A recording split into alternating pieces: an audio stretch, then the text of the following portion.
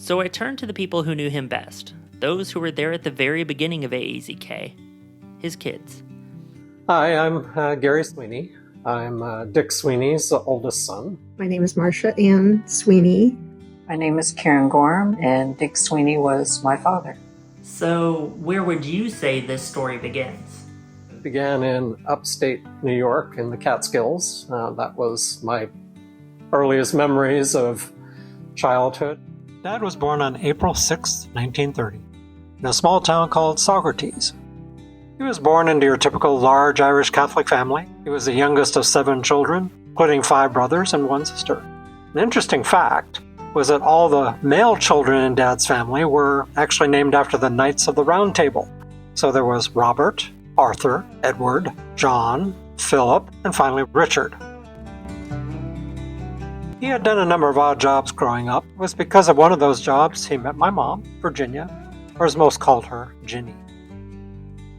My dad was in the military and started driving a taxi cab, and she happened to be one of the ones he was driving every day, and got the courage to ask her out.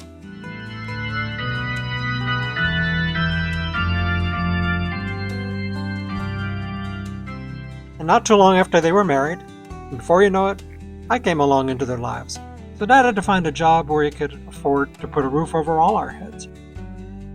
He started at the Catskill Game Farm and worked for a number of years there as a groundsman and keeper. He knew a buddy that from the military that was working there, and he kind of recruited him to come there, and he got on there as a zookeeper, and he loved it. If you visited the Catskill Game Farm today, you'd be a bit disappointed. The facility closed in 2006 and now sits abandoned, largely in ruins. The animals once on display have since been auctioned off and sent to other facilities. But in its heyday, Catskill Game Farm held 2,000 animals representing 150 different species.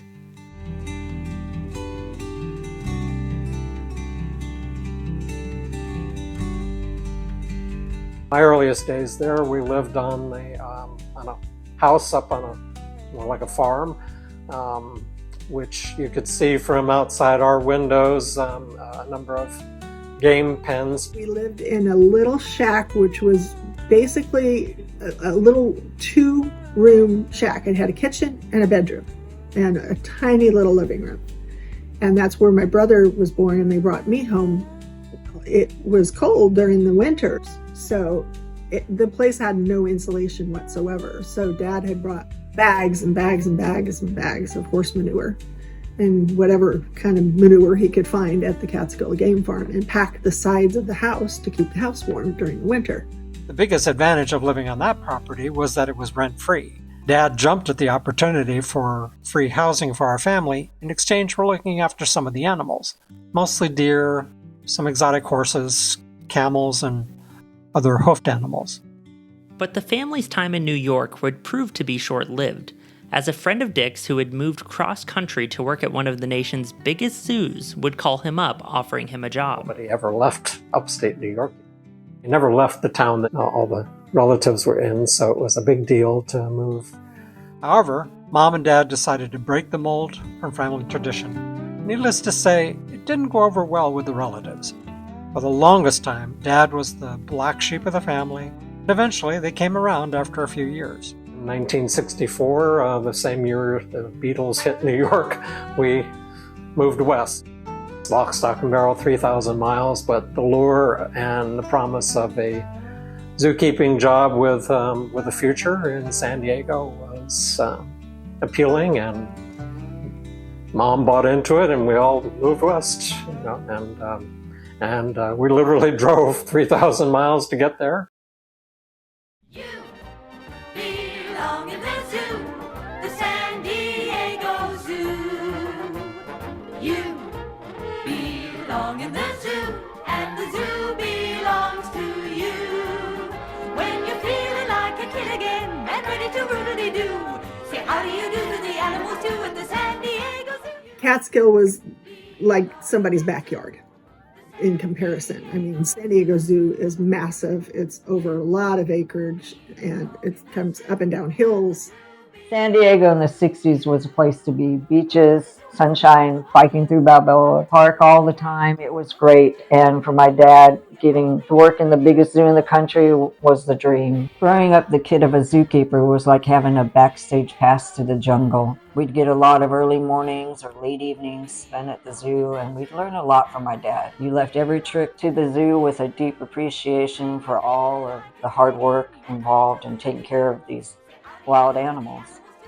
I just remember spending all my summers going to the zoo all the time, and Dad talking about how much each animal ate and how much he loved what he did. And you could tell every time he talked to anybody that he loved his job. And he was always the first to, say hi to patrons of the zoo and walk kids around and lift them on his shoulder. He started out as a keeper and kind of grew up in the animal husbandry areas. He was a hoof mesa keeper, so he was over anything that had hooves on their feet. I would ride around with him wherever he was feeding the animals, caring for the animals, and then just hung out with him quite a bit. And he'd show me all the different enclosures, and I got to see a lot behind the scenes. We had an aviary that he put on the side of the garage, and he had quail and finch, and if they had too many eggs in the zoo, he would bring them home and incubate them, and we'd have all kinds of birds in that aviary, and then had ducks at one point in time.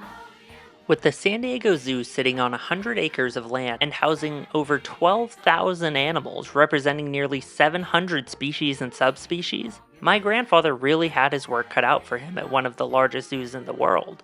And soon, that job would be even more challenging. The wilderness of the future. Welcome to the San Diego Wild Animal Park, the second campus of the San Diego Zoo. This is more than just an annex to the Balboa Park facility. It is an experiment in preserving endangered species for all mankind in the future. It looked like you were in a foreign land, which was their whole point. It was you were supposed to look like you were in Africa or, somewhere not in San Diego area type of thing. So a lot of bamboo, a lot of African art, a lot of African names. So they had Nairobi Village and the Wagasa Bushline, and they had the Australian Outback, and now they have zip lines and they have all kinds of stuff. So it was a far, far thing from what you would normally see at the zoo. It was like running on a safari, which it's now called the Safari Park. My father and several other keepers were obviously populating the zoo with animals from the San Diego Zoo. So I remember my dad made the newspaper in the back of a truck with giraffes because he had to make sure that they slowed down for every overpass so that the giraffes wouldn't be beheaded. And so he had to make sure that he'd tuck their heads underneath the overpasses and stuff. Going up the 15 freeway is not something you see every day. It was really neat to see the animals go into a larger exhibits where it was more of a natural habitat, and you could just see that they were so much happier and it was more of their natural environment, and so it was really a really neat thing to see when they opened that.